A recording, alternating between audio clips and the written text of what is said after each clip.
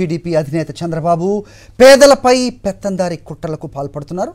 సంక్షేమ పథకాల నిధుల విడుదలకు అడ్డంకులు సృష్టించారు. విద్యా దీవెన, రైతులకు ఇన్పుట్ సబ్సిడీ, చేయూత, ఆసరా, ఈబీసీ నేస్తం నిధుల విడుదలకు ఆటంకం కలిగించారు.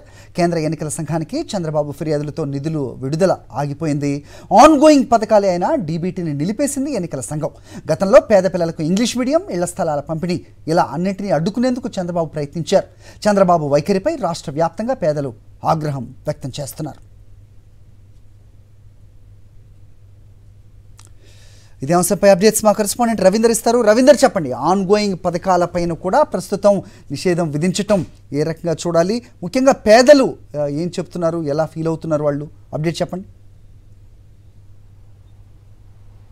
హరి, పేద వర్గాల ప్రజలంటే చంద్రబాబుకి మొదటి నుంచి కూడా చిన్న చూపే. అందులో భాగంగా వారి సంబంధించి ఏ మేలు చేయకున్నా సరే దాన్ని అడ్డుకునే ప్రయత్నం చేస్తూనే ఉన్నారు. ఇప్పుడు తాజాగా చివరి విడతగా నిధులు విడుదల చేయాల్సినటువంటి కొన్ని పథకాలకు సంబంధించినటువంటి నిధులను కూడా కేంద్ర ఎన్నికల సంఘానికి కంప్లైంట్ చేయడం ద్వారా వాటిని కూడా అడ్డుకున్నారు. దాదాపు 10,000 కోట్ల రూపాయల నిధులు చివరి విడతగా పేద వర్గాల ప్రజలకు అందాల్సి ఉంది. వైఎస్ఆర్ ఆసరా, చేయూత, రైతులకు సంబంధించినటువంటి ఇన్పుట్ సబ్సిడీ, ఇట్లా ఈబీసీ నేస్తం కానీ అట్లాగే చివరికి విద్యార్థులకు సంబంధించినటువంటి విద్యా దీవెన పథకానికి కింద రావాల్సిన నిధులను కూడా అడ్డుకున్న పరిస్థితి కనిపిస్తూ ఉంది. కేవలం వీరందరూ కూడా ఈ నిధులు వెళ్తే ఖచ్చితంగా వీరంతా వైఎస్ఆర్ కాంగ్రెస్ పార్టీ వైపు మొగ్గు చూపుతారేమో, జగన్కి తమ మద్దతు తెలియజేస్తూ ఓట్లు వేస్తారేమో అనేటువంటి ఒక కుట్రతోటి నేరుగా కేంద్ర ఎన్నికల సంఘానికి కంప్లైంట్ చేసి ఆ నిధులను రానికుండా చేసిన పరిస్థితి కనిపిస్తుంది. ఇదే కాదు, గతంలో అమరావతిలో రాజధాని ప్రాంతంలో 50,000 మందికి ఇళ్ల స్థలాలు ఇస్తే వాటిని కూడా అడ్డుకున్న పరిస్థితి ఉంది. అయితే ప్రభుత్వం సుప్రీంకోర్టు దాకా వెళ్ళి ఇళ్ల పట్టాల పంపిణీ కార్యక్రమాన్ని చేపట్టింది. తర్వాత అక్కడ ఇల్లు కట్టే కార్యక్రమాన్ని చేపడితే దాన్ని మళ్ళీ అడ్డుకున్న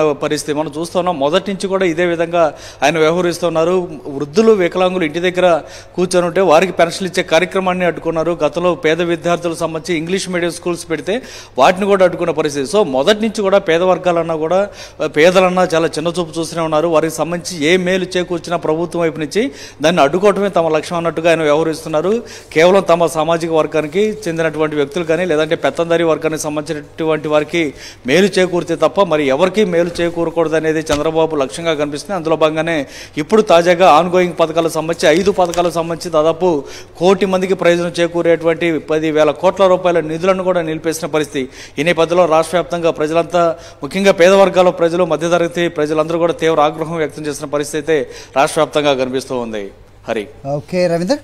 మా నమ్మకం నువ్వే జగన్, మా నమ్మకం నువ్వే జగన్, మా నమ్మకం నువ్వే జగన్, నమ్మకం నువ్వే జగన్, నమ్మకం నిన్నే జగన్.